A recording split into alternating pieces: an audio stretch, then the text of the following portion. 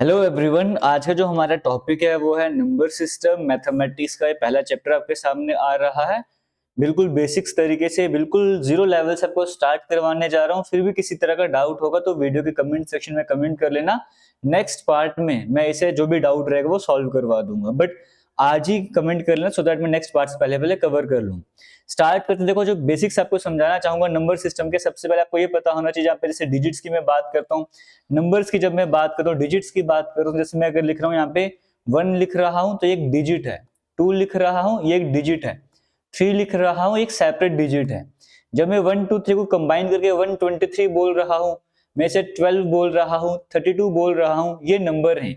But अगर separate separate अगर मैं रीड करना स्टार्ट करूंगा, मैं इनको डिजिट्स बोलूंगा। जैसे 32 एक नंबर है, ये दो डिजिट से मिलकर बना हुआ है, 3 और एक 2। 123 एक नंबर है, ये 3 अलग अलग डिजिट से मिलकर बना हुआ है। तो नंबर क्या होता है, डिजिट क्या होता है, ये आपको समझ आ रहा होगा। तो बेसिकली हम नंबर से डील करते हैं, तो नंबर सिस्टम टॉपिक का नाम रखा गया। इस टॉपिक में क्या क्या रहने वाला है, क्या क्या जरूरत है, वो सब कुछ आपको कवर करवाने जा रहा हूँ। बट पहले बेसिक्स भी जरूरी बन जाते हैं। देखो, नंबर सिस्टम, न्यूमरल सिस्टम की बात करें, 3 तरह के बेसिक हम पढ़ते हैं। एक होता है Indian numeral system. Indian numeral system कौन सा है, जिसे हिंदू अरेबिक न्यूमरल सिस्टम भी कहते हैं, जिसमें हम बात करते हैं टेंस, 100,000, 10,000, लाख, 10 लाख, करोड़, 10 करोड़, इस तरह की कैलकुलेशन हम करते हैं। इस तरह के नंबर्स को हम यूज करते हैं। हम करोड़ की बात करते हैं, लाख की बात करते हैं। ये हमारा इंडियन न्यूमरल सिस्टम है ना। लखपति है, करोड़पति है, तो करोड़ों की बात करते हैं, लाखों की बात करते हैं। तो इंडियन न्यूमरल सिस्टम है। बट इंटरनेशनल न्यूमरल सिस्टम की बात करेंगे, वहां पर हम क्या बात करते हैं, मिलियंस, बिलियंस की बात करते हैं। मिलीनियर, बिलियनियर हम इस तरह से बोलते हैं। लखपति, करोड़पति वहां पर नहीं बात करते। तो इंटरनेशनल न्यूमरल सिस्टम में क्या हम बात करते हैं, मिलियंस की बात करते हैं, बिलियंस की बात करते हैं। ये सब आपको पता होना चाहिए। और इसे अमेरिकन न्यूमरल सिस्टम या फिर वेस्टर्न न्यूमरल सिस्टम भी कहा जाता है। और थर्ड नंबर पे आता है हमारा Roman numeral system. Roman numeral system में क्या होता है, जैसे जनरली आपने यूज भी करा है इसको आप इस तरह से 1 लिखते हो, या आप 2 लिखते हो, या आप 3 लिखना आप इस तरह से लिखोगे। आपको 4 लिखना है, 5 लिखना है।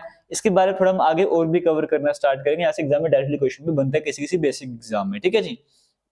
तो देखो जी, अब अगर 1 मिलियन की बात करो, तो अगर आप इसको इंडियन न्यूमरल सिस्टम में कन्वर्ट करना चाहोगे, तो आपको इतना तो पता होना चाहिए कि 1 मिलियन में कितने लाख होते हैं। 1 million equals to 10 lakh. 1 million 10 lakh के बराबर होता है। जैसे किसी के मिलियन सब्सक्राइबर है यूट्यूब पे, तो हम बोलेंगे उसके 10 लाख सब्सक्राइबर है। 2 मिलियन है, इसका मतलब 20 लाख है। 3 मिलियन मतलब 30 लाख सब्सक्राइबर। तो मिलियन का मतलब आपको समझ आ रहा होगा। बिलियन की जब हम बात करते हैं, तो बिलियन क्या हो गया, 100 करोड़। किसी की वीडियो में 1 बिलियन व्यूज हैं, इसका मतलब वो कितने व्यूज हैं, वो 100 करोड़ व्यूज की हम यहाँ पर बात करते हैं। तो ये भी आपको समझ आ रहा होगा। मिलियन जो है वो 10 लाख के बराबर हो जाएगा, बिलियन 100 करोड़ के बराबर होगा। और एक ट्रिलियन की जब हम बात करते हैं, ये 1 लाख करोड़ के बराबर होगा। ये मैं आपको क्यों बता रहा हूँ, सो दैट आप समझ सको मिलियन क्या होता है, बिलियन क्या होता है, ट्रिलियन क्या होता है। आप इसको सिंपल लैंग्वेज में समझ सको, भी बताने की मैं कोशिश कर रहा हूँ। बाकी डायरेक्टली आपको याद रहे तो इतना याद रखिएगा, जब भी आपको 5 जीरोस देखने को मिलेंगे किसी भी नंबर के आगे, 5 है, 6 है, इसके आगे 5 जीरो आगे, इसका मतलब वो उतने लाख है। अगर किसी के आगे 7 जीरो आएंगे तो वो करोड़ की टर्म्स में आ जाएगा। 8 के आगे 7 जीरो लगा दो, 8 करोड़ बन जाएगा। वो सब कुछ यहाँ पे बताने की कोशिश करो, हालांकि ये ज्यादा मायने नहीं रख रहा, बट हाँ, जल्दी में आपको नंबर को रीड करे तो आपके लिए इंपॉर्टेंट बन जाता है। रोमन न्यूमेरल चार्ट की बात करेंगे, इंपॉर्टेंट इसलिए बनता है क्योंकि यहाँ से एग्जाम में क्वेश्चन भी बना हुआ है। जैसे देखो, 50 को क्या लिखा जाता है रोमन न्यूमेरल सिस्टम में, एल लिखा जाता है, आपको पता होना चाहिए।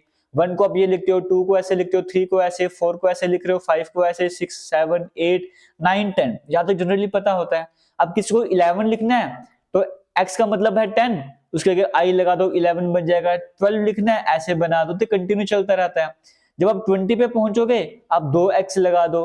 30 पे पहुंचोगे, 3x लगा दो। 31 लिखना है, इसका i लगा दो। 32 लिखना है, 2 बार लगा दो। 33 लिखना है, ये लगा दो। बाकी सिस्टम सेम चलता है। अब आप 40 को कैसे लिखोगे, 40 के लिए 4 बार x तो नहीं लिखोगे, ये सिस्टम होता है हमारे पास। तो 40 के लिए क्या लिखा हुआ है, 40 को हम करते हैं डिनोट XL से। फिर 41 लिखना है तो XLI लिख दो। 42 लिखना है, XLII कर दो। 49 लिखना है, XLIX लिख दो। समझ गए? तो 1 2 से लेकर 9 तक आपको पता होना चाहिए। 50 को हम L से डिनोट करते हैं, 60 को LX, 70 को LXX, 80 को LXXX, फिर 90 को XC, 100 को C। ये किसी डिफेंस एग्जाम में पूछा गया था, रोमन न्यूमेरल सिस्टम में 100 को कैसे लिखा जाता है, तो C लिखा जाता है। 200 को डबल C कर देंगे, 300 को 3 बार C, 400 को CD, फिर D, फिर इस तरह से चलता रहता है। आपके सामने स्क्रीन में है, इसे आराम से देख लीजिएगा। नेक्स्ट इंपॉर्टेंट कंसेप्ट यहाँ पर आता है फेस वैल्यू का और प्लेस वैल्यू का। ये भी बड़ा सिंपल सा कंसेप्ट है। एक क्वेश्चन आपके नंबर के सामने है 5132। अब देखो फेस वैल्यू क्या होता है, फेस मतलब चेहरा, वो नंबर कैसा दिखता है। जैसे 5 किसकी तरह दिखता है, 5 की तरह ही दिखता है, तो 5 की फेस वैल्यू क्या हो जाएगी, 5 ही हो जाएगी। 1 किसकी तरह दिखता है, 1 की ही तरह दिखता है, तो 1 की फेस वैल्यू क्या हो जाएगी, 1 हो जाएगी। 3 किसकी तरह दिखता है, 3 की तरह ही दिखता है, तो 3 की फेस वैल्यू 3 हो जाएगी। 2 तो 2 की तरह ही दिखता है, मतलब फेस वैल्यू में जो आपको पूछा गया है नंबर, वही आपका आंसर हो जाएगा, क्योंकि फेस 5 का फेस 5 की तरह दिखता है, 3 का फेस 3 की तरह दिखता है, तो फेस वैल्यू वही होगा जो आपसे पूछा गया है। बट प्लेस वैल्यू की बात करेंगे, प्लेस वैल्यू बता दो उसकी एक्चुअल वैल्यू कहां पर है, मतलब वो नंबर कहां पे लाई करता है। जैसे 2 है तो 2 की प्लेस वैल्यू तो 2 हो जाएगी, बट 3 की क्या है, हम बोलते 32, मतलब 3 किसको डिनोट कर रहा है, 30 को डिनोट कर रहा है, तो 3 की क्या हो जाएगी 30। हम अगर 132 को पढ़ेंगे, हम बोलेंगे 132, देखिए 1 किसको डिनोट कर रहा है, 100 को डिनोट कर रहा है, तो 1 की ये हो जाएगी प्लेस वैल्यू। हम बोलते हैं 5132, तो 5 किसको डिनोट कर रहा है, 5000 को, तो 5000, ये है इसकी प्लेस वैल्यू। सिंपल तरीका कैलकुलेट करने का क्या है, जैसे आपके सामने नंबर है 5132, आपसे पूछा 5 की प्लेस वैल्यू क्या है, 5 को एज इट इज लिखो, उसके जितने डिजिट उतने जीरो लगा दो, ये मेरे पास 5 की प्लेस वैल्यू आ जाएगी। आपसे पूछा, आपके पास नंबर है 5132, आपको बोला 1 की प्लेस वैल्यू क्या है, 1 को एज इट इज लिखो, आगे 2 डिजिट बचते हैं, आप 2 जीरो लगा दो, ये 1 की प्लेस वैल्यू हो जाएगी। वैसे 3 से पूछा, 3 लिख दो, आगे एक ही डिजिट है, जीरो लगा दो, 2 के आगे तो कुछ है ही नहीं है, 2 की प्लेस वैल्यू 2 ही हो जाएगी। तो ये तरीका है फेस वैल्यू फाइंड करने का, प्लेस वैल्यू फाइंड करने का। उम्मीद करता हूं तुमको समझ आ रहा होगा। इन सभी को मैं बार बार रिपीट नहीं करूंगा, रिपीट करने से आपका भी टाइम वेस्ट होगा, और मैं चाहता हूँ कम टाइम पे ज्यादा कंटेंट आपको डिलीवर कर पाऊं। बाकी आप खुद ही आपको समझ नहीं आएगा, वीडियो को पीछे करके देख लीजिएगा, ठीक है जी। अब हम चलते हैं टाइप ऑफ नंबर्स की तरफ, ये भी बड़ा इंपॉर्टेंट बन जाता है। सबसे पहले आपको पता होना चाहिए नेचुरल नंबर क्या होते हैं। देखो देखो मैं ये मानते चलो वो कुछ भी नहीं आता, ठीक है, पहली बार मैथ पढ़ रहे हो इसलिए बिल्कुल बेसिक से कवर करवा रहा हूँ, लेकिन फिर भी अगर आपको आता भी है ना, तो भी वीडियो को जरूर देखिएगा, आपके लिए बहुत कुछ काम का यहाँ पर रहने वाला है। नेचुरल नंबर्स क्या होते हैं, देखो पॉजिटिव इंटीजर्स होंगे, ये बात समझ लीजिए, बड़ी इंपॉर्टेंट लाइन, हम इसको इग्नोर करके जा सकते हैं। नेचुरल नंबर्स के सेट ऑफ पॉजिटिव इंटीजर्स है, पहले इंपॉर्टेंट पॉइंट, और 1 से लेके इन्फिनिटी तक जाते हैं, एंड है ही नहीं है, बट स्टार्ट कहां से हो रहे हैं, 1 से स्टार्ट हो रहे हैं, बट इसमें फ्रैक्शंस डेसिमल नंबर नहीं आते हैं, इन्हें हम काउंटिंग नंबर भी कहते हैं। ये सभी क्या है, ये सभी के सभी जो है नेचुरल नंबर्स हैं। ये जो लाइन है आपके सामने लिखी है ना, ये बड़ी इंपॉर्टेंट है, हम जनरल इसको इग्नोर कर सकते हैं, बट इग्नोर नहीं करना है, क्योंकि यहाँ हम पढ़ते हैं नेचुरल नंबर 1 से जो नंबर स्टार्ट होते हैं वो नेचुरल नंबर है, बट इस जो आपको मैंने बोला कि 1 से स्टार्ट होते हैं नेचुरल नंबर, इससे कई सारे क्वेश्चंस का आंसर आपको नहीं मिलता। जैसे 0 एक नेचुरल नंबर है, बिल्कुल नहीं है, क्योंकि नेचुरल नंबर स्टार्ट ही 1 से हो रहे हैं। क्या -5 एक नेचुरल नंबर है, अब देखो आपको कहा ना 1 से स्टार्ट होते हैं, और पॉजिटिव इंटीजर्स ये तो नेगेटिव हो गया ना, तो नेगेटिव होने ही नहीं वाला नेचुरल नंबर, इसका मतलब -5 नेचुरल नंबर नहीं है। वैसे ही -1 भी नहीं होगा। क्या 1.5 एक नेचुरल नंबर है, 1 के बाद 1.5 आता है, फिर 2 आता है, मतलब कंटिन्यू 2.1 2.2 2.3 करते करते 2 3 आ जाएगा ऐसे, तो 1 के बाद 1.5 तो आता है, लेकिन 1.5 नेचुरल नंबर नहीं है, क्योंकि मैंने आपको कहा डेसिमल नंबर्स को नेचुरल नंबर नहीं बोलते।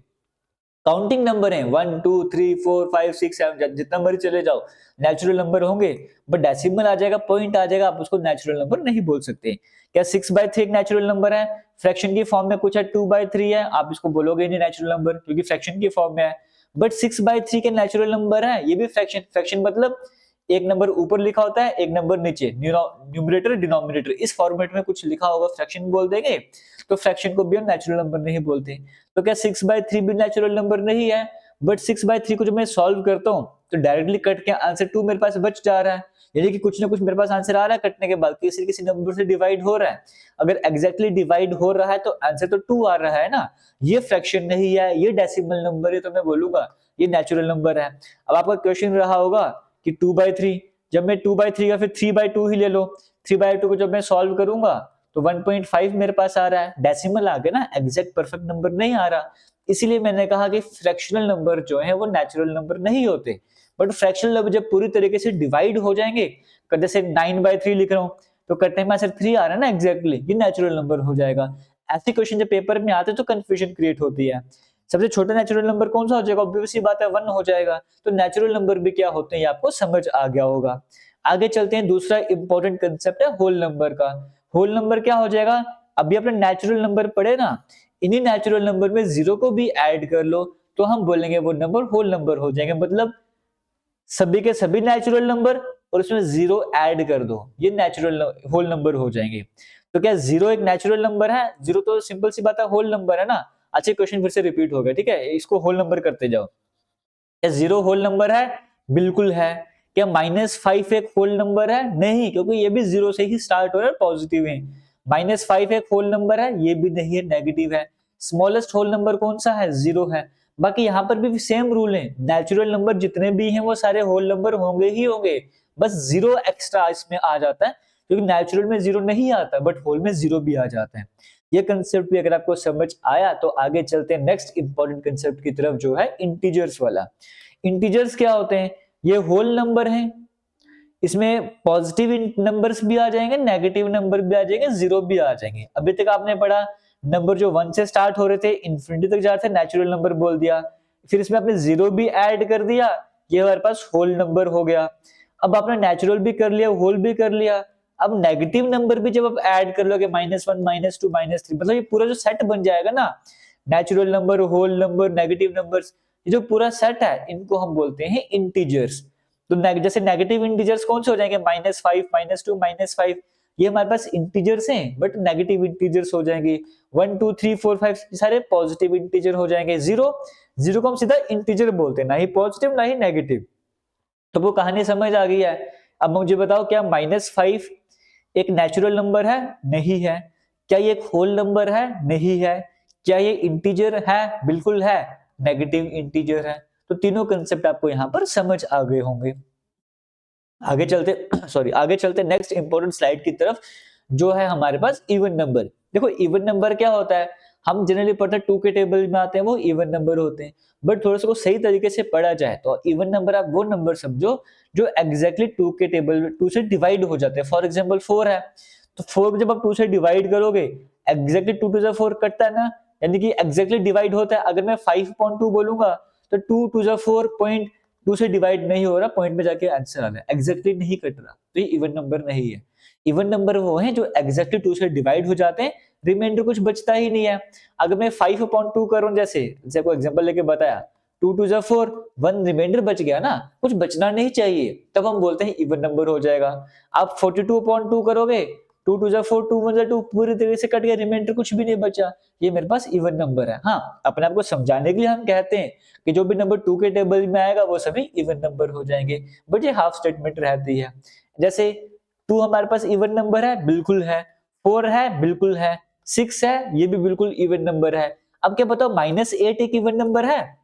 -8 2 के टेबल में तो आ नहीं रहा, तो क्या इवन नंबर नहीं है? ये भी इवन नंबर है। क्यों? क्योंकि -8/2 जब आप करते हो, 2 को 4 से करो 8, रिमाइंडर तो कुछ भी नहीं बचा। हाँ, -4 से कट रहा था, कोई फर्क नहीं पड़ता, रिमाइंडर 0 बचना चाहिए, तो वो रिमाइंडर तो 0 बचा, पूरी तरीके से कट गया ना, चाहे नेगेटिव में आंसर है। लेकिन -8 क्या है? ये भी इवन नंबर है। तो इसीलिए मैं कहता हूँ इवन नंबर वो है जो एग्जैक्टली डिविजिबल बाय 2, ये समझना बड़ा जरूरी बन जाता है। तो क्या 0 भी एक इवन नंबर है? 0/2 जब आप इसको सॉल्व करते हो तो आंसर 0 आता है, तो रिमाइंडर कुछ नहीं बचा है, इसका मतलब 0 भी क्या है? 0 भी एक इवन नंबर है। तो ये कंसेप्ट अगर आपको समझ आया है तो अच्छी बात है। आगे चलते हैं नेक्स्ट कंसेप्ट की तरफ। ऑड नंबर, जो नंबर इवन नहीं है वो ऑड हो जाएगा, मतलब 2 से डिवाइड नहीं होगा वो ऑड हो जाएगा, या फिर 2 से डिवाइड होने के बाद कुछ रिमाइंडर बच जाता है तो वो ऑड हो जाएगा। फॉर एग्जाम्पल 3/2 काटोगे तो कुछ ना कुछ रिमाइंडर बच जाएगा। समझ गए? जो इवन नंबर नहीं है वो सारे ऑड नंबर है। क्या 0 ऑड नंबर है? 0 तो 2 से डिवाइड होता है, वो तो इवन नंबर है। क्या -57 ऑड नंबर है? बिल्कुल है, क्योंकि ये 2 से डिवाइड नहीं होता। अगर -56 होता, -58 होता, मैं बोलता वो इवन नंबर है, बट -57 तो ऑड नंबर है। तो इवन नंबर क्या होता है, ऑड नंबर क्या होता है, ये भी आपको समझ आ गया। प्राइम नंबर क्या होते हैं? प्राइम नंबर भी नेचुरल नंबर है जो कि 1 से डिवाइड होते हैं, और ऐसे नंबर जो 1 से डिवाइड होते हैं और खुद से डिवाइड होते हैं। फॉर एग्जांपल 2 मेरे पास है, 2 किसी से टेबल में आता है, अगर आप ऐसे समझ लो 1 के टेबल में आता है, आपको समझाने के लिए बता रहा हूँ। ये सिर्फ 2 ही टेबल में आते हैं, अपने और 1 के। 2 सिर्फ 1 के टेबल में आता है और अपने टेबल में आता है। 3 की बात करूंगा, ये सिर्फ 1 के टेबल में आता है और अपने टेबल में आता है। 4 की बात करूंगा, ये 1 के टेबल में भी आएगा, 2 के टेबल में भी आएगा, 4 के टेबल में भी आएगा। तो ये कंडीशन सेटिस्फाइड नहीं हुई है, ये मेरे पास प्राइम नंबर नहीं है। प्राइम नंबर सिर्फ वो नंबर जो सिर्फ 2 टेबल में आते हैं, 1 के और खुद के। तो प्राइम नंबर कौन से आपको दिख रहे हैं? 2, 3, 5, 7, 11 सीक्वेंस में है, 13, 17, 19, 23, 29। इनके बीच में कोई भी नंबर उठा लो। आप 8 की बात कर लो, 1 के टेबल में भी आ रहा है, 2 में भी आ रहा है, 4 में भी आ रहा है, 8 में भी आ रहा है, तो कितने सारे टेबल में आ रहा है? तो ये तो हो ही नहीं सकता। 9 की बात करो, 1 के टेबल में, 3 के टेबल में, 9 के टेबल में आ रहा है, वो भी प्राइम नंबर नहीं है। तो 100 तक जो प्राइम नंबर का सेट आपके सामने दिख रहा है, ये आपको आराम से पता होना चाहिए। ये आपको याद क्या, आपको सिंपल लैंग्वेज में आ ही जाता है, समझ आ ही जाता है। अब आपसे पूछा जाए सबसे छोटा प्राइम नंबर कौन है? सबसे छोटा प्राइम नंबर क्या है? 2 हमारे पास जो है वो सबसे छोटा प्राइम नंबर है। समझ गए? एक ऐसा नंबर जो इवन भी है और प्राइम भी है, वो ही 2 है।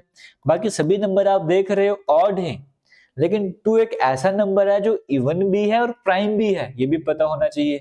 लार्जेस्ट प्राइम नंबर ये आपके सामने स्क्रीन में अलग यहाँ से एग्जाम में क्वेश्चन नहीं पूछेगा, बट इतना आपको पता होना चाहिए। 1 से लेके 50 तक कितने प्राइम नंबर आते हैं? 15। देखो जी, यहाँ पे देख लो कौन से 1 से लेके 50 तक बोला ना मैंने आपको। 1, 2, 3, 4, 5, 6, 7, 8, 9, 10, 11, 12, 13, 14, 15। कितने हुए? 15 हो गए। तो वही लिखा हुआ है, 1 से लेके 50 तक कितने प्राइम नंबर आते हैं? 15। 1 से लेके 100 तक कितने? 25। कैसे? देखो जी, 15 हो गए थे, 5 20 और 5 25। 1 से लेके 100 तक कितने हो गए? 1 से लेके 100 तक 25 हो गए। ये जो है ना, ये आपको एग्जैक्टली याद होने चाहिए। आप 3-4 मिनट को देखोगे स्लाइड को, आपको खुद ब खुद याद हो जाएगा। तो एग्जाम में डायरेक्टली क्वेश्चन बनता है यहाँ पर भी। और कई बार क्वेश्चन सॉल्व करते हो ना, कुछ स्टेटमेंट क्वेश्चन, वहां पर भी इसका यूज आपको देखने को मिलता है। 1 से लेके 50 तक 15 है, 1 से लेके 100 तक 25 है, 100 से लेके 200 तक कितने हो जाएंगे? 21 हो जाएंगे। 201 से लेके 300 तक 16 हो जाएंगे। ये सारे एक बार देख लेना, और हो सके तो इनको याद भी कर लेना, बड़ा इंपॉर्टेंट ये बन जाता है। कुछ चेंज नहीं है। 15, 25, 21, 16, 16, 17, 14, 16, 14, 15, 14, सेम ही नंबर बार बार रिपीट हो, एक पैटर्न बना लो, आराम से कवर कर लोगे। लेकिन अगर पहली बार पढ़ रहे हो तो बर्डन मत लेना, बर्डन लोगे तो बोर हो जाओगे। ठीक है, आगे चलते हैं। प्राइम नंबर आपने पढ़ लिया ना। अब एक हमारे पास ट्विन प्राइम भी होते हैं। ट्विन प्राइम नंबर को हम प्राइम पेयर भी बोलते हैं। देखो जी, दो प्राइम नंबर को हम ट्विन प्राइम नंबर बोलते हैं। ट्विन मतलब दो है, जुड़वा प्राइम, या फिर प्राइम पेयर। हम ट्विन प्राइम या प्राइम पेयर कब बोलते हैं? जब दो प्राइम नंबर होने चाहिए और उन दो प्राइम नंबर के बीच में सिर्फ एक ही नंबर आना चाहिए, एक ही कंपोजिट नंबर आना चाहिए। या फिर आप ऐसे बोल दो, ऐसे दो प्राइम नंबर जिनके बीच में डिफरेंस होता है वो सिर्फ 1 देखने को मिलता है। जैसे 3 और 5 मेरे पास क्या है? ये दो प्राइम नंबर हैं, इनके बीच में गैप कितना है? इनके बीच में एक ही नंबर एक्स्ट्रा आ रहा है जो कि 4, वो है ना, हमारे पास ट्विन प्राइम हो गया। 5 और 7 क्या है? दो प्राइम नंबर हैं, इनके बीच में एक ही नंबर आ रहा है, मेरे पास ये भी क्या है? ट्विन प्राइम या फिर प्राइम पेयर है। ये वो बता रहे हैं 1 से लेके 50 तक कितने ट्विन प्राइम नंबर आते हैं? 11, 13, 17, 19, 29, 31, 41, 42, ये सारे के सारे क्या है? Twin prime. फॉर एग्जाम्पल, मैं दो प्राइम नंबर आपके सामने लेता हूं। जैसे जैसे मान के चलो, मैंने आपके सामने क्या ले लिया, एक सेकंड रुकिएगा, मैं आपके सामने 7 और 11 ले रहा हूँ। ये भी दो प्राइम नंबर है ना एक साथ आते हुए, लेकिन इनके बीच में 8 भी है, 9 भी है, 10 भी है। तो मेरे पास ये ट्विन प्राइम नंबर नहीं है, ये प्राइम पेयर नहीं है। समझ गई? 23, 29 ले लोगे, ये भी प्राइम पेयर नहीं है। तो आपके सामने बताया कि 1 से लेके 50 तक कितने ट्विन प्राइम या प्राइम पेयर आते हैं। एक ये है, 2, 3, 4, 5, 6 आते हैं। तो ये भी आपको याद करना, ये भी आपके लिए इंपॉर्टेंट बन जाता है। तो प्राइम नंबर आपको समझ आ गया, ट्विन प्राइम या फिर प्राइम पेयर भी आपको समझ आ गया। एक आते हैं ट्विस्ट प्राइम। ट्विस्ट मतलब घुमा दो प्राइम नंबर को। एक किसी भी नंबर को ट्विस्ट प्राइम तब बोलोगे अगर ये प्राइम नंबर भी है और इसके जब आप रिवर्स करते हो तो भी प्राइम नंबर आता है। फॉर एग्जांपल 13 है ना, 13 मेरे पास, चलो यहाँ पे देख ले, देखो जी 17 है, 17 के जब आप रिवर्स कर रहे हो कितना आता है? 71। तो 17 भी प्राइम है, जब आपने इसका रिवर्स किया 71 बन गया, वो भी मेरे पास क्या है? प्राइम है। 97 आपके पास प्राइम है, इसका रिवर्स कर लो। ये 13 की मैंने बात की, 31 कर लो। ये सारे क्या है जिनको उल्टा करने पर भी क्या बनता है? दोबारा से प्राइम नंबर बनता है। फॉर एग्जाम्पल मैं कोई और प्राइम नंबर ले लेता हूँ। फॉर एग्जाम्पल मैं 23 लेके चल रहा हूँ, बट जब आप इसको रिवर्स करोगे 32 बन जाएगा, बट 32 प्राइम नंबर नहीं है। तो ट्विन प्राइम नंबर वो नंबर होते हैं, सॉरी ट्विस्ट प्राइम नंबर वो प्राइम नंबर है जिसको रिवर्स कर लो, ऑर्डर चेंज कर लो, तभी दोबारा प्राइम नंबर बन जाए, वो मेरे पास ट्विस्ट प्राइम नंबर होता है। वैसे को प्राइम नंबर भी होते हैं। को प्राइम नंबर ऐसे प्राइम नंबर होते हैं जिनका HCF 1 होता है, यानी कि इनका एक ही कॉमन फैक्टर होता है। अभी को प्राइम नंबर के बारे में आपको आने वाली वीडियोस में तब समझ आएगा जब आपको एलसीएम एचसीएफ आता होगा। फिलहाल के लिए ऐसे समझ लीजिए, को प्राइम नंबर वो प्राइम नंबर जिसका HCF पे 1 देखने को मिलता है। अब जैसे प्राइम नंबर है, प्राइम नंबर का अपोजिट क्या होगा? Composite number. समझ गए? जैसे इवन का अपोजिट था ऑड नंबर, तो प्राइम का opposite composite number. Composite number वो नंबर होते हैं जिनके दो से ज्यादा फैक्टर होते हैं, मतलब जो दो से ज्यादा टेबल में आते हो। जैसे 4 मेरे पास है, फैक्टर का मतलब जैसे 4 है ना, तो 2 2 जा 4, 2 1 जा 2, ये भी फैक्टर है, ये भी फैक्टर है, ये भी फैक्टर है। समझ गए इस तरह से? या फिर आप इसको छोड़ दो, आप इस तरह से समझने की कोशिश करो कि कंपोजिट नंबर वो नंबर हैं जो कि 1 के टेबल में भी आते हैं, खुद के टेबल में भी आते हैं, और साथ ही साथ किसी और टेबल में भी आते हो, मतलब दो से ज्यादा फैक्टर इनको देखने को मिले, वो मेरे पास क्या हो जाएंगे? कंपोजिट नंबर हो जाएंगे। जैसे अगर मैं यहाँ पर बात करता हूँ, 4 की बात कर रहा हूँ, 4 1 के टेबल में भी आ रहा है, 2 के टेबल में भी आ रहा है, 4 के टेबल में भी आ रहा है, ये मेरे पास क्या हो जाएगा? कंपोजिट नंबर, क्योंकि इसके दो से ज्यादा फैक्टर है। 6 की बात कर लो, 1 के टेबल में, 2 के टेबल में, 3 के टेबल में, 6 के टेबल में कैसा है? Composite number. तो इस पूरी डायग्राम में जो डार्क शेडेड पोर्शन है ना, वो सारे कैसे हैं? वो सारे कंपोजिट नंबर हैं। तो क्या 2 एक कंपोजिट नंबर है? वो तो प्राइम है, 3 भी प्राइम है, 5 भी प्राइम है, 7 भी प्राइम है, 8 कंपोजिट है, 18 कंपोजिट, 20 कंपोजिट है। तो कंपोजिट आपको समझ आएगा, जो 1 के टेबल में, खुद के टेबल में, किसी और टेबल में भी आते हो, वो हमारे पास कंपोजिट नंबर हो जाएंगे। ठीक है जी। तो सबसे छोटा कंपोजिट नंबर कौन सा है? सबसे छोटा, एक सेकंड रुकेगा, ऐसे और भी क्वेश्चन बनते पेपर में। सबसे छोटा प्राइम नंबर कौन सा था? सबसे छोटा प्राइम नंबर 2 था। इवन प्राइम नंबर कौन सा था? 2 था। सबसे छोटा ऑड प्राइम नंबर कौन सा था? वो 3 था। समझ गए? सबसे छोटा कंपोजिट नंबर कौन सा है? 4। सबसे छोटा इवन कंपोजिट कौन सा है? 4। सबसे छोटा ऑड कंपोजिट कौन सा है? 9। तो इस तरह के जो क्वेश्चन है वो एग्जाम में बनते हैं, आपको ये भी पता होना चाहिए। 1 क्या प्राइम है या कंपोजिट है? वो ना ही प्राइम है ना ही कंपोजिट है, क्योंकि प्राइमरी कंडीशन क्या है? वो कम से कम 2 टेबल में आना चाहिए।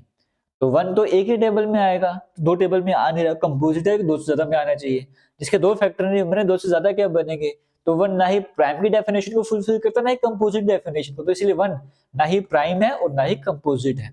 ये भी आप, अगर आपको समझ आया तो आगे चलते, बट आगे बढ़ने से आपको बताना चाहूंगा, हमारी एप्लीकेशन में एक फाउंडेशन कोर्स चल रहा है। इस फाउंडेशन कोर्स में जेकेएसएसबी के मैक्सिमम एग्जाम कवर होते हैं। 549 रुपीज इसका प्राइस रहता है। आप कमेंट सेक्शन, डिस्क्रिप्शन बॉक्स में लिंक मिलता है, वहां पे जाके ज्वाइन कर सकते हो, या फिर हमारी application AKS classes play store में अवेलेबल है, आप वहां पे जाके ज्वाइन कर सकते हो, डाउनलोड कर सकते हो। अगर आप आईफोन यूज कर रहे हो तो आपने माई इंस्टीट्यूट ऐप को डाउनलोड करना है, और ये एप्लीकेशन डाउनलोड करने के बाद ORG कोड XXJPO फिल कर लेना है। फिर आपको जो भी कोर्स चाहिए आप वो कोर्स ज्वाइन कर सकते हो। अगर कोई सेपरेट कोर्स ज्वाइन करने वो आपको कम प्राइस में मिलते हैं, बट फाउंडेशन कोर्स 549 रुपीज में मिलता है। इसमें सभी सब्जेक्ट, सब maximum exam, test series free, MCQ series free, mock test free, सब कुछ आपको देखने को मिलता है। तो एक कोर्स है, कई सारे एग्जाम आपके कवर होते हैं, 1.5 ईयर की वैलिडिटी इसकी रहती है। और सेपरेट कोर्स ज्वाइन करना, वो भी ज्वाइन कर सकते हो, वो 400 450 में आपको आराम से देखने को मिल जाते हैं। तो जल्दी क्लासेस कवर करने, आप कोर्सेज को जाके ज्वाइन कर सकते हो। चल आगे चलेंगे नेक्स्ट इंपॉर्टेंट टॉपिक की तरफ, जो है रैशनल नंबर, इरेशनल नंबर। यहाँ पे डाउट होता है, एग्जाम में डायरेक्टली क्वेश्चन बनता है। अब मुझे बताइए, क्या आप खुद सोचे देखिए, क्या 0.555 एक रैशनल नंबर है? क्या 1.3535 रैशनल नंबर है? क्या √9 रैशनल है? क्या ये रैशनल है? कौन सा नंबर रैशनल, कौन सा नंबर इरेशनल होता है, ये आपको सब समझ आ जाएगा। अगर नहीं इनके आंसर पता एग्जैक्टली डाउट है, तो कुछ ही मिनट में आपके सारे डाउट यहाँ पर क्लियर हो जाएंगे। पहले कुछ कंसेप्ट समझ लीजिए। टर्मिनेटिंग डेसिमल क्या होते हैं? टर्मिनेट का मतलब खत्म होना। कोई भी डेसिमल के बाद कुछ भी नंबर चल रहा है, डेसिमल के तो अगर वो एंड हो रहा है, 0.75 एंड हो चुका है, 0.26 एंड हो चुका है, 0.315 एंड हो चुका है, इसके बाद कुछ चल नहीं रहा ना, ये टर्मिनेटिंग है। नॉन टर्मिनेटिंग मतलब तो एंड नहीं हो रहा, जैसे 0.5444 चलता जा रहा है, 0.111 चलता जा रहा है, खत्म नहीं हो रहा, ये नॉन टर्मिनेटिंग है। टर्मिनेटिंग क्या होता है, नॉन टर्मिनेटिंग क्या होता है, समझ आ गया। रिपीटिंग डेसिमल, नॉन रिपीटिंग क्या होता है? रिपीटिंग डेसिमल वो होता है जो रिपीट कर रहे हो, 0.666 अपने आप को रिपीट कर रहा है, तो मेरे पास क्या हो जाएगा? रिपीटिंग। 0.123 क्या है? रिपीट कर रहा है अपने आप को, 123 रिपीट कर रहा है, सॉरी ये क्या है? रिपीटिंग डेसिमल है। जैसे 0.333 है, रिपीट कर रहा है, मैं 3 के ऊपर बार लगा देता हूँ, बार का मतलब कि 3 बार बार कंटिन्यू चलता जा रहा है ना। पॉइंट 123 है, मैं इसके ऊपर बार लगा दूं, इसका मतलब 123 कंटिन्यू चलता जाएगा। तो रिपीटिंग का मतलब समझ आ गया। नॉन रिपीटिंग कौन से होंगे?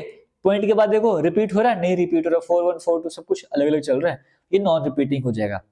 टर्मिनेटिंग वो जो खत्म हो जाते हैं, नॉन टर्मिनेटिंग वो जो खत्म नहीं होते, रिपीटिंग जो रिपीट होते हैं, नॉन रिपीटिंग जो रिपीट नहीं होते। ठीक है जी, शोल्डर पेन होता नहीं बार बार। आगे चलते नेक्स्ट इंपॉर्टेंट कंसेप्ट की तरफ चलते हैं। देखो जो आपको मैंने बताया वो मिक्स करने जा रहा हूं। ये एग्जांपल है टर्मिनेटिंग और रिपीटिंग। देखो ये नंबर क्या है, टर्मिनेट हो गया बिल्कुल और रिपीट होता जा रहा है। अब नेक्स्ट टर्मिनेट हो गया लेकिन रिपीट नहीं हो रहा, कॉम्बिनेशन समझिए, एक नंबर टर्मिनेट होने के साथ रिपीट भी हो रहा है, ये टर्मिनेट होने के साथ साथ रिपीट नहीं हो रहा। अभी नंबर टर्मिनेट खत्म नहीं हो रहा लेकिन रिपीट कर रहा है, ये नंबर टर्मिनेट नहीं हो रहा लेकिन रिपीट भी नहीं हो रहा। चारों को मैंने कंबाइन कर दिया। फिर से रिपीट करूंगा, बड़ा इंपॉर्टेंट है। देखो टर्मिनेटिंग तो खत्म हो जाता है, टर्मिनेटिंग के साथ एक बार मैंने क्या करा, टर्मिनेटिंग के साथ एक बार रिपीट कर रहा है, एक बार रिपीट नहीं कर रहा। नॉन टर्मिनेटिंग के साथ एक बार रिपीट कर रहा है, एक बार रिपीट नहीं कर रहा। ये स्लाइड थी आपके सामने। अब हम समझते हैं रैशनल नंबर क्या होता है, इरैशनल नंबर क्या होता है।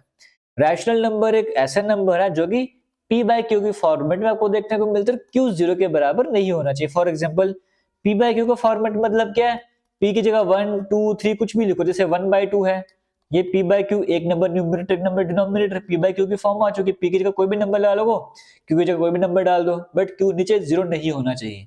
1/5 p बाय क्यू की फॉर्मेट है, 3/4 p बाय क्यू की फॉर्मेट है। कोई भी नंबर जो p बाय क्यू की फॉर्मेट में है, डिनोमिनेटर यानी कि q की जगह आप जीरो नहीं लगा सकते, वो सभी नंबर रैशनल नंबर है। नंबर जीरो जो है वो भी रैशनल नंबर हो जाएगा। अब यहाँ पे थोड़ा डाउट क्लियर कराऊंगा आपके, ठीक है।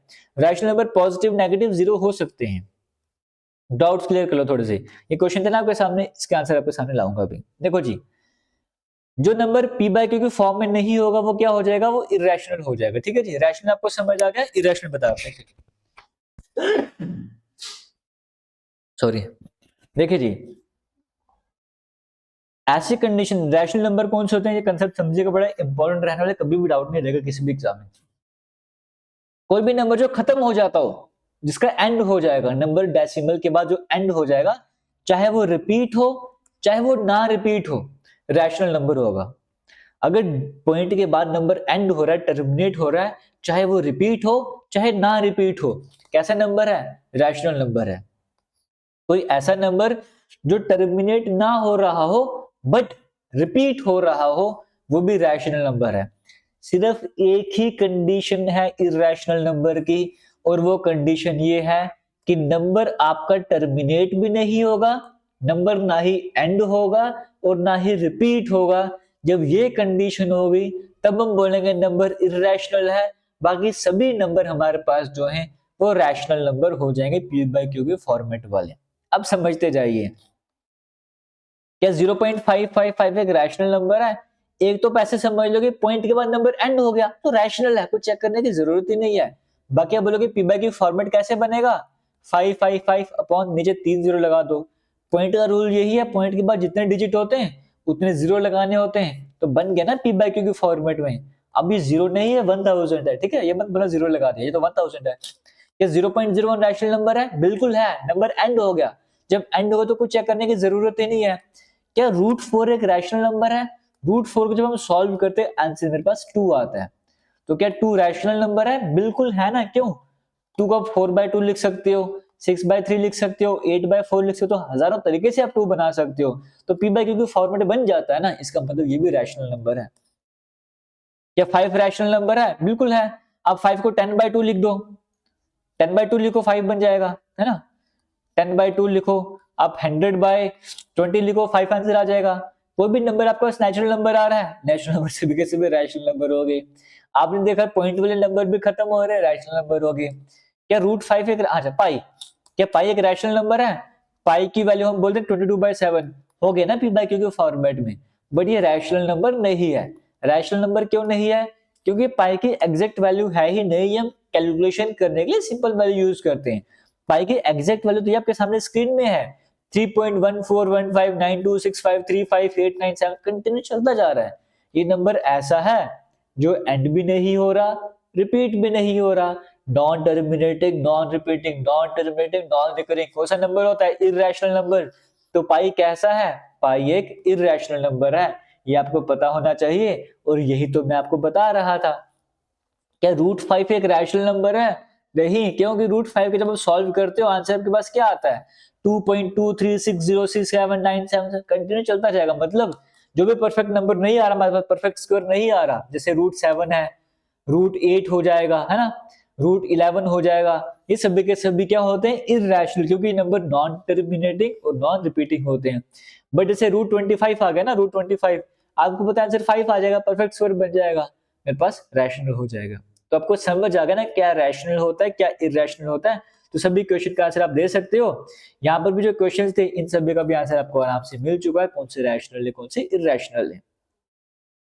ये भी आपको, अगर आपको समझ आ गया तो आगे चलते हैं। देखो ग्रेटेस्ट नंबर कैसे लिखना होता है आपको, जैसे आपको बोलेगा 2 डिजिट का सबसे बड़ा नंबर कौन सा होता है? 2 डिजिट बोलो ना, 2 बार 9 लिख दो। 3 डिजिट का सबसे बड़ा ग्रेटेस्ट नंबर कौन सा हो जाएगा? 3 बार 9 लिख दो। बड़ा इजी कंसेप्ट है। जितना आपसे पूछेगा 5 डिजिट का सबसे बड़ा नंबर, 5 बार 9 लिख दो। ये कंसेप्ट आपको आसानी से पता होगा। उसी तरीके से लोएस्ट नंबर कैसे लिखते हैं? आपको बोलेगा 2 डिजिट का लोएस्ट नंबर क्या है? आप बोलोगे 10। 3 डिजिट का 100। रूल क्या है? आप 1 सबसे पहले लिख दो, आपसे जो भी पूछो उसमें से 1 माइनस कर दो। 2 डिजिट का लोएस्ट नंबर बताना था, आपने 1 लिख दिया। 2 डिजिट का बोला था, 2 में से 1 माइनस कर दो, 1 बनता है, 1 0 लगा दिया। 3 डिजिट का सबसे छोटा नंबर बोला था, आपने 1 पहले लिख ही दिया। 3 डिजिट बोला था, 3 में से 1 माइनस करो, 2 0 लगाने पड़ेंगे। 4 डिजिट का सबसे छोटा नंबर बोला था, वो तो स्टार्टिंग में लिखना ही लिखना है, आगे 0 कितने लगाने, जो आपसे पूछा है उसमें से 1 माइनस कर दो, 4 में से 1 माइनस कर 3। 5 डिजिट का सबसे छोटा नंबर कौन सा हो जाएगा? वो तो लिखना ही लिखना है, 5 में से 1 माइनस करो, 4, 4 0 लगा दो। तो ये कंसेप्ट है ग्रेटेस्ट नंबर और स्मॉलेस्ट नंबर का। बाकी आप डिजिट आपके सामने दिए होंगे, इनका ग्रेटेस्ट नंबर स्मॉलेस्ट नंबर बना सकते हो। 1 4 3 से 3 7 से बड़ा नंबर क्या बनाओगे आप? सबसे पहले बड़ा नंबर लिखो, फिर से बड़ा, छोटा, उसे छोटा, उसे छोटा, ये ग्रेटेस्ट नंबर हो जाएगा। स्मॉलेस्ट नंबर सबसे छोटा नंबर लिखो, फिर उससे बड़ा, उससे बड़ा, उससे बड़ा, ये स्मॉलेस्ट नंबर बन जाएगा। इस तरीके से आप इन क्वेश्चन को ट्राई भी कर सकते हो, हालांकि इजी है बट एग्जाम में काम आता है। नेक्स्ट हमारे पास आता है ऑर्डिनल नंबर। क्या होता है? कार्डिनल नंबर क्या होता है? कार्डिनल नंबर हमको बताते हैं कितने, 1 2 3 4 5 6 7 8 9 10 11 12 कितने, ये होता है कार्डिनल नंबर। समझ गए? कार्डिनल नंबर को क्या बताता है? हाउ मेनी, इसका आंसर देता है। और ऑर्डिनल नंबर क्या बताता है? Which position, first, second, third, fourth, fifth, sixth, position बताता है ऑब्जेक्ट की, वो है ऑर्डिनल नंबर। जो ऑर्डर बताया फर्स्ट नंबर पे, सेकंड नंबर पे, थर्ड नंबर पे, ऑर्डिनल को ऑर्डर से समझिएगा, ठीक है जी। तो फर्स्ट, सेकंड, थर्ड, फोर्थ, ये सारे कॉर्डिनल नंबर है। 1 2 3 4 5 6 7 8 9 10 11 12 13 14 चलते जाओ। और कॉर्डिनल नंबर कौन से? 11th 12th 13th 5th 7th 8th 19th, ये सारे कॉर्डिनल ऑर्डिनल नंबर है, ठीक है जी।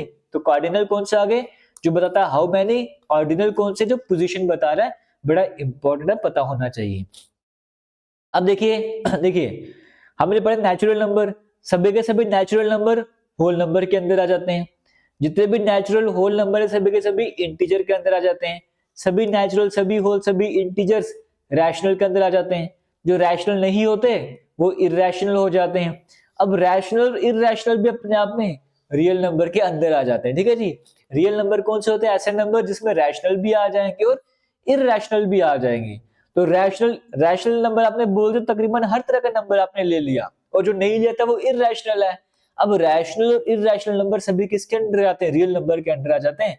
तो रियल नंबर एक बहुत बड़ी कैटेगरी आ चुकी है जिसमें रैशनल भी आ जाएंगे और इररेशनल भी आ जाएंगे। ये आपको पता होना चाहिए रियल नंबर क्या होते हैं। आपसे पूछा क्या पाई रियल नंबर है? बिल्कुल है क्योंकि इररेशनल है। क्या रूट 4 रियल नंबर है? बिल्कुल है क्योंकि रैशनल नंबर है। जो भी रैशनल है इररेशनल नंबर है वो रियल नंबर होगा ही होगा। आगे चलते हैं। अब जो नंबर देखो, जो नंबर नेचुरल, जो नंबर हमारे पास प्राइम नहीं था वो इवन था, जो प्राइम नहीं था, जो इवन नहीं था वो ऑड था, जो प्राइम नहीं था वो कंपोजिट था, जो रैशनल नहीं था वो इररेशनल था। वैसे जो नंबर रियल नहीं होगा, इन सभी नंबर से हटके जो नंबर होगा जो रियल नहीं होगा वो क्या हो जाएगा? जो नंबर रियल नहीं होगा उसको हम इमेजिनरी नंबर बोलेंगे। इमेजिनरी नंबर कौन से नंबर होते हैं? जिनके जब स्क्वायर करोगे, स्क्वायर करने पर भी नेगेटिव रिजल्ट मिले। किसी भी नंबर का आप स्क्वायर करते हो, 5 का स्क्वायर 25, नंबर पॉजिटिव आ रहा है। -5 है, -5 का स्क्वायर करो, 5 का स्क्वायर 25, माइनस का स्क्वायर माइनस माइनस प्लस बन जाता है, तो नेगेटिव नंबर का स्क्वायर करने पे भी पॉजिटिव बनता है। बट इमेजिनरी नंबर वो नंबर है जिनका जब आप स्क्वायर करते हो स्क्वायर करने पर भी नेगेटिव नंबर आता है। फॉर एग्जाम्पल आयोटा, आयोटा की वैल्यू क्या होती है, आयोटा की वैल्यू होती है माइनस रूट में -1। देखो जब आप इसका स्क्वायर करोगे तो -1 का भी जब स्क्वायर करोगे तो स्क्वायर और रूट कट जाएगा, आंसर -1 आ जाएगा। तो इसका मतलब आयोटा एक ऐसा नंबर है जिसका स्क्वायर करने पर भी आपको नेगेटिव रिजल्ट मिल रहा है, तो ऐसे नंबर को हम क्या बोलते हैं, इमेजिनरी नंबर। इमेजिनरी नंबर को हम लिखते कैसे हैं, रियल नंबर के साथ हम आई यानी कि इमेजिनरी नंबर को मल्टीप्लाई कर, जैसे 25 है ना, -25 आप लिखो, 25 का तो रूट हो जाएगा 5। अब जो रूट -1 बच गया है इसी जब आयोटा लिख दो, क्योंकि आयोटा की वैल्यू -1 होती है।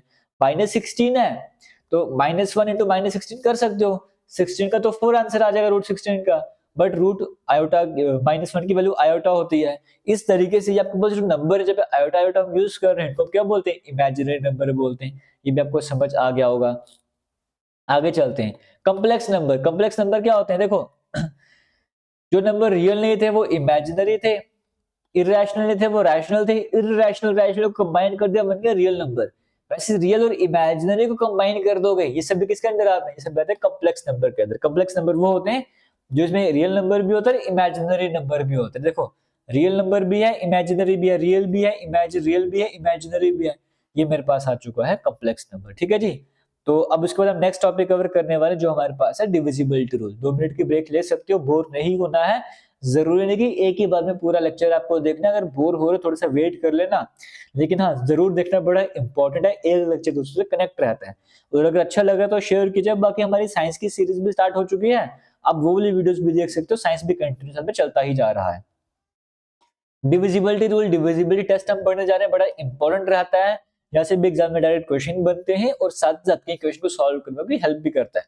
पूरे मैथ में कैलकुलेशन को स्ट्रॉन्ग करना, डिविजिबिलिटी आपको पता होना चाहिए।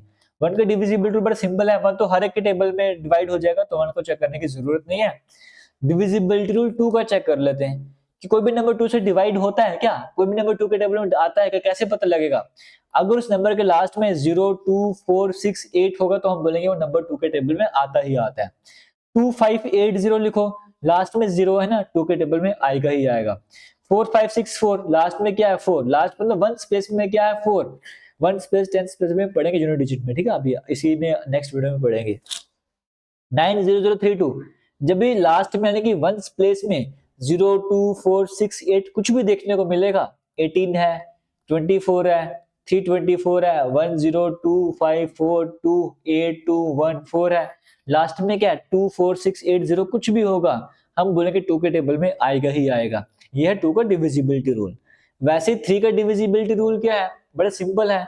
कोई भी नंबर आपके सामने है उसके डिजिट का सम करो, सम करने पे जो भी आंसर आएगा अगर वो 3 के टेबल में आ गया, इसका मतलब पूरा पूरा नंबर भी 3 के टेबल में आता है। फॉर एग्जाम्पल एक नंबर मेरे सामने 27, ऐसे तो मतलब 3 के टेबल में आता है, बट रूल क्या है 2 और 7 इन दोनों को ऐड करो बनता है 9। क्या 3 के टेबल में आता है, बिल्कुल आता है। अगर ये 3 के टेबल में आ रहा है तो पूरा का पूरा नंबर भी 3 के टेबल में आता है। आपके सामने लिखा हुआ है 90453, सभी को ऐड करो, 9 plus 0 plus 4 plus 5 plus 3 combine करने में 21 आता है। 21 3 के टेबल में आता है, बिल्कुल आता है। तो इसका मतलब ये पूरा का पूरा नंबर भी जो 3 के टेबल में आ जाएगा। ये है हमारे पास 3 का डिविजिबिलिटी रूल। 4 का डिविजिबिलिटी रूल क्या है, 4 कहता है, इनको दोबारा से रिवाइज कीजिएगा अगर प्रॉब्लम है कि मैं रिपीट यहाँ पर नहीं कर रहा हूँ, ठीक है, टाइम बचाने के लिए। 4 का रूल ये कहता है कि जो भी नंबर मेरे सामने लिखा है उसके लास्ट में तो 0 0 हो, ये लास्ट में 2 नंबर जो हमें देखने को मिल रहे हैं ये ऐसे हो जो 4 के टेबल में आते हो, तो पूरा का पूरा नंबर भी 4 के टेबल में आ जाएगा। फॉर एग्जाम्पल मेरे सामने 2308, लास्ट में क्या है 08, अगर 0 0 होता तो भी ये 4 के टेबल में आता, बट यहाँ पर 08 लिखा हुआ है ना, तो 08 का मतलब 08 तो 4 के टेबल में आता है, 4 2 8, तो पूरा का पूरा नंबर भी जो 2304 के टेबल में आ जाएगा। आपके सामने इतना बड़ा नंबर दिया हुआ है लेकिन आपने लास्ट 2 डिजिट उठाए 60, क्या 64 के टेबल में आता है, बिल्कुल आता है। अगर 64 के टेबल में आता है इसका मतलब पूरा का पूरा नंबर भी जो 4 के टेबल में आ जाएगा। ये है 4 का डिविजिबिलिटी रूल। 5 को तो बड़ा सिंपल है, लास्ट में तो 0 होना चाहिए या तो 5 होना चाहिए, अगर ऐसा हुआ तो नंबर 5 के टेबल में आएगा ही आएगा। 6 का डिविजिबिलिटी रूल क्या है, 6 का डिविजिबिलिटी रूल कहता है कि कोई भी नंबर ऐसा है जो 2 के टेबल में भी आए और 3 के टेबल में भी आए, मतलब 2 से भी डिविजिबल हो, 3 से भी डिविजिबल हो। अगर ऐसा होगा तो वो नंबर 6 से भी डिविजिबल होगा। फॉर एग्जाम्पल 630 मेरे सामने लिखा हुआ है, क्या 2 के टेबल में आएगा? बिल्कुल आएगा, लास्ट में 0 लिखा हुआ है। क्या ये 3 के टेबल में आएगा? 6 + 3 + 0 इन तीनों को ऐड करो 9 आता है, तो 9 तो 3 के टेबल में आता है ना, इसका मतलब 3 के टेबल में भी आता होगा।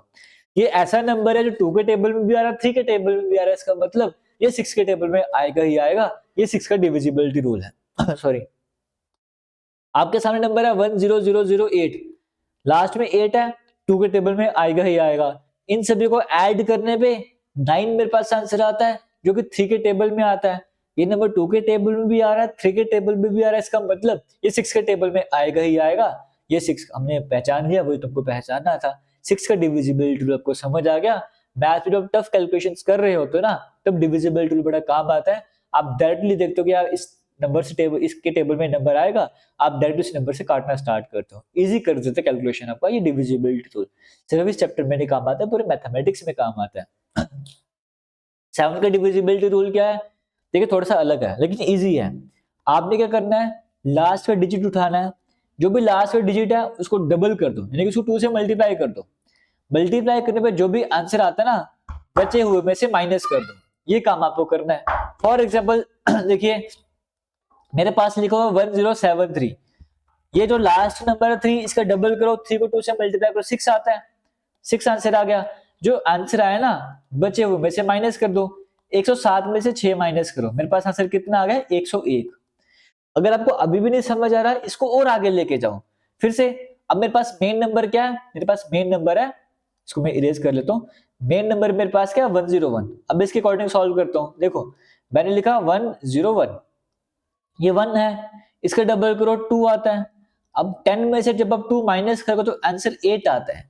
अब क्या ये 8 7 की टेबल में आता है? नहीं, या तो 0 आ जाता, मैं बोलता 7 की टेबल में आता है, या कोई ऐसा नंबर होता जो 7 की टेबल में आता है, तो भी मैं बोलता कि हाँ ये 7 की टेबल में आता है। बट 8 तो आता है नहीं, इसका मतलब ये 7 की टेबल में नहीं आएगा। कोई और एग्जांपल है? बिल्कुल है। 2455 मेरे पास एक नंबर है, क्या ये 7 की टेबल में आता है? लास्ट डिजिट 5 है, 5 से डबल करो 10, है ना, 10 आ गया। तो 245 में से 10 माइनस करो, 235 आंसर आ रहा है। मुझे अभी भी नहीं पता 7 के टेबल में आता ही नहीं आता। मैं और इजी करूंगा, लास्ट में 5 आ चुका है, 5 का डबल करो 10। अब 23 में से 10 माइनस करो, 13 आ चुका है। ये तो 7 की टेबल में आता ही नहीं, तो पूरा का पूरा नंबर भी 7 की टेबल में नहीं आएगा। तो 7 का डिविजिबिलिटी रूल उम्मीद करता हूं आपको यहाँ पर समझ आ गया होगा। 2 से मल्टीप्लाई करके माइनस करते जाना है। 8 का डिविजिबिलिटी रूल बोलता है कि नंबर जो आएगा मेरे पास, उसके लास्ट में तो 3 जीरो हो, ये जो लास्ट के 3 नंबर है वो 8 से डिवाइड होते हो। 4 में क्या था? लास्ट के नंबर 0 हो या 4 के टेबल में आते हो। 8 का क्या है? लास्ट के 3 नंबर 0 हो या तीनों नंबर 8 के टेबल में आते हो। सॉरी, आपके सामने नंबर है 2 4 3 4 4, लास्ट के 3 नंबर 0 तो है नहीं, बट 3 4 4 है, और 3 4 4 8 के टेबल में आता है, इसीलिए ये पूरा का पूरा नंबर भी 8 के टेबल में आ जाएगा। सॉरी, 3 का डिविजिबिलिटी रूल क्या था? जितने भी डिजिट है सबको ऐड करो, सम करने पे जो आंसर आएगा वो 3 के टेबल में आ गया, तो पूरा का पूरा नंबर भी 3 के टेबल में आ जाएगा। सेम 9 का डिविजिबिलिटी रूल है, जो भी आपको डिजिट्स दिए गए इन सभी को ऐड करो, ऐड करने पे जो भी आंसर आएगा, अगर वो 9 के टेबल में आ गया तो पूरा का पूरा नंबर भी 9 के टेबल में आएगा। इन सभी को ऐड करने पे ऐसे 21 आता है, बट 21 तो 9 के टेबल में नहीं आता, इसका मतलब ये नंबर 9 के टेबल में नहीं आएगा। 8199 की बात कर लेते हैं। देखो 8 + 1 9, दोनों 18, 18 और 9 27 आता है, तो 27 तो 9 के टेबल में आता है, इसका मतलब पूरा का पूरा नंबर भी 9 के टेबल में आ जाएगा। तो 9 का डिविजिबिलिटी रूल 3 का डिविजिबिलिटी रूल लगभग सेम है, 4 का 8 का सेम है, 2 और 3 का पता लगे तो 6 का पता लग जाएगा। 7 वाले में क्या था? लास्ट नंबर का डबल करो, बचे हुए में से माइनस करते जाओ। 10 का तो बड़ा सिंपल है, लास्ट में अगर 0 है तो 10 के टेबल में आएगा ही आएगा। आगे चल लेते हैं। अब यहाँ पर है 11 का, 11 से लेकर 20 तक भी देख लेते हैं। 11 का डिविजिबिलिटी रूल ये बोलता है कोई भी नंबर हमारे पास है, जैसे एक नंबर हमारे पास है 8 6 4 1 6, ठीक है जी। हमें यहाँ पर क्या करना है? देखो जी, जैसे ये मेरे पास है 1 2 3, ये पोजीशन मेरे पास है, ठीक है जी। ये बोलते कि आपने क्या करना है, जो ऑड प्लेसेस में नंबर है 1 3 5, ये ऑड प्लेसेस हैं, ये सेकंड नंबर पे आ रहा है, एक सेकंड, ये सेकंड नंबर पे आ रहा है, फोर्थ नंबर पे आ रहा है, ये इवन प्लेसेस हैं। आप पहले जो भी ऑड प्लेसेस में नंबर है उन सभी का ऐड करो, जो इवन नंबर पे डिजिट्स हैं उन सभी को ऐड करो, दोनों जो आंसर है तो उनको माइनस कर लो, फिर जो मेरे पास रिजल्ट आएगा वो 11 के टेबल में आना चाहिए या 0 होना चाहिए। अगर ऐसा हुआ हम बोलेंगे 11 के टेबल में आता है। एग्जाम्पल लेके चलते हैं, इसमें ऑड नंबर पे क्या क्या है, first position, third position, fifth position, तीन ही ऑड पोजीशन है। ऐड करते हैं, 8 और 4 12 और 6 18। ऑड वाली पोजीशन का आंसर मेरे पास 18 आया। इवन में क्या बच गया, 6 और 1 7।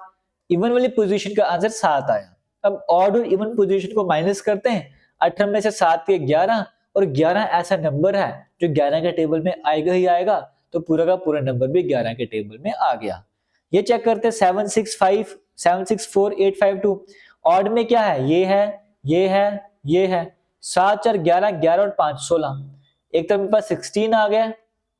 16 में से क्या माइनस करना है, इवन प्लेसेस। इवन में क्या है, 6 है, 8 14 2 16 आ रहा है। 16 में से 16 माइनस कर 0, ये तो 0 आना चाहिए, तो 11 के टेबल में आना चाहिए, तो 0 आ गया ना। इसका मतलब ये भी मेरे पास 11 के टेबल में आ ही जाएगा। 12 का डिविजिबिलिटी रूल बोलता है एक ऐसा नंबर जो 3 के टेबल में भी आ जाए और 4 के टेबल में भी आ जाए, वो 12 के टेबल में आएगा ही आएगा। 5 8 6 4, ये तो 4 के टेबल में आएगा ना, लास्ट के 2 डिजिट 4 के टेबल में आते हैं। सम करने में 23 आ रहा है, 3 के टेबल में नहीं आ रहा। कंडीशन क्या है, 3 के टेबल में भी 4 के टेबल में भी, दोनों टेबल में आना चाहिए, बट ये दोनों टेबल में नहीं आ रहा। इसका मतलब क्या है, ये 12 के टेबल में नहीं आएगा। अगर 3 के टेबल में भी आ जाता, 4 के में भी आ जाता, मैं बोलता ये 12 के टेबल में आएगा ही आएगा। 7 का डिविजिबिलिटी थोड़ा अलग था, 2 से मल्टीप्लाई करके माइनस कर रहे थे।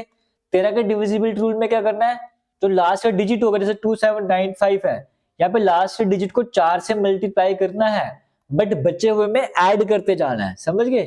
वहां पे 2 से मल्टीप्लाई करके माइनस कर रहे थे, यहाँ पर 4 से मल्टीप्लाई करके प्लस करते हैं। अब कंफ्यूजन ना हो इसलिए आपने क्या करना, लेक्चर खत्म होने के बाद इन सभी को एक बार बिना रिवाइज के नोटबुक में सभी के डिविजिबिलिटी रूल अपनी लैंग्वेज में अपने आपको समझाने के हिसाब से लिखने हैं। आपके सारे डाउट, फिर जहाँ पे डाउट होगा वो चेक कर लेना, फिर कल दोबारा से प्रोसेस रिपीट करना, आपको कभी नहीं भूलेगा। 2795 का डिविजिबिलिटी रूल चेक करते हैं। लास्ट में 5 था ना, इसको 4 से मल्टीप्लाई किया, 4 से मल्टीप्लाई करने पे 20 आता है, बचे हुए में ऐड कर दिया। 279 प्लस 20 करने पे 299 आता है। मुझे अभी भी नहीं समझ आ रहा, मैं फिर से वही रूल लूंगा, जो लास्ट में था उसको 4 से मल्टीप्लाई कर दो, 9 को 4 से मल्टीप्लाई कर 36, बाकी बचे हुए में ऐड कर लिया, 65 आंसर आ रहा है। अब मुझे पता 13 इंटू 5 65 आता है। अगर 65 13 के टेबल में आ रहा है तो उसके टेबल में भी आ जाएगा, तो 2795 13 से डिविजिबल है, मुझे समझ आ गया। 14 का डिविजिबिलिटी रूल अगर नंबर 2 के टेबल में भी आता है, 7 के टेबल में भी आता है, वो 14 के टेबल में आएगा ही आएगा। ये 2 के टेबल में आता है, बिल्कुल आता है। क्या 7 के टेबल में आता है, चेक कर लेते हैं। 2 का डबल 7 करो 14 है ना, सॉरी 2 का डबल करो 4 आता है। 123 में से जब मैं 4 निकालूंगा 119 आ जाएगा। 9 का डबल करो 18 आता है, 119 में से 18 माइनस करो तो 101 आ जाएगा। 1 का डबल करो 2 आता है, 10 में से 2 माइनस, अच्छा मैंने कुछ गलती कर दी क्या यहाँ पर,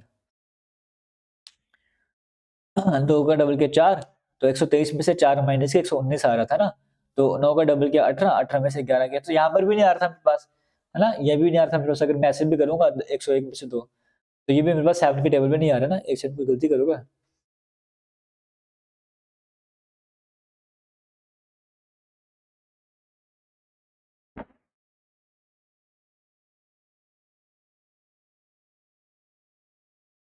हाँ ठीक है, अब मैं मिस्टेक कर रहा था ना मैं।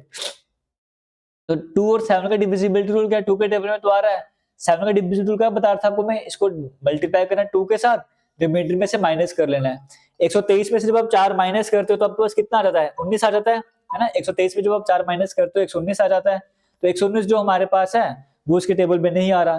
फिर आप इसका डबल करो, 9 का डबल करो 18 आ जाएगा, तो 18 में 7 आ गया, 7 रिमाइंडर आपके पास बच गया, तो 7 रिमाइंडर जो बचा वो 7 के टेबल में आते ही आता है, तो उसके टेबल में आएगा। इसका मतलब ये मेरे पास 14 के टेबल में आएगा ही आएगा। ये मेरे पास डिविजिबिलिटी रूल था।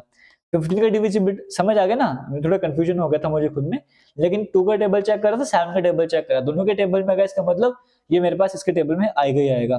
15 का डिविजिबिलिटी रूल क्या है, नंबर बस 3 के टेबल में भी आना चाहिए, 5 के टेबल में भी आना चाहिए। अगर ऐसा है कोई नंबर 3 के टेबल में भी आता है और 5 के टेबल में भी आता है, तो अगर ऐसा है तो 15 के टेबल में आएगा ही आएगा।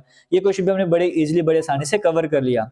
आगे चलते हैं, नेक्स्ट क्वेश्चन की तरफ चलते हैं। डिविजिबल रूट 15 के बाद हम चलते हैं 16 की बात कर लेते हैं।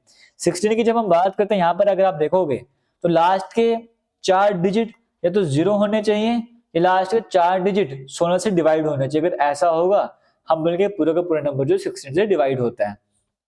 17 का डिविजिबिलिटी रूल क्या है?